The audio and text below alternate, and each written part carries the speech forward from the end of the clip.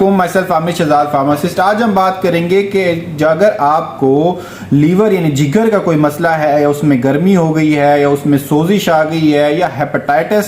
हो गया है, या इसके अलावा आपको भूख नहीं लगती, बिल्कुल आपका हाजमा ठीक नहीं रहता, साथ के साथ आपका वजन भी वो कम हो रहा है, तो आपके लिए एक हर्बल जो सिरप है वो ऑल ऑफ द वर्ल्ड या यूएई में भी तमाम जगह अवेलेबल है, जिसको लीव 52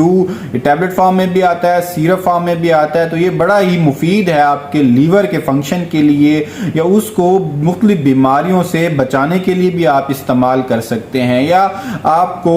बहुत ज़्यादा जो है वो आप अल्कोहल का इस्तेमाल करते हैं या स्मोकिंग बहुत ज़्यादा करते हैं, तो ये जो सिरप है या टैबलेट लीव 52 के नाम से ये बहुत ही कारगर साबित हो सकता है। तो ये आपने जो टैबलेट है ये जो सुबह और शाम एक एक टैबलेट या दो दो टैबलेट भी आप इस्तेमाल कर सकते हैं, और सिरप 5 से 10 ml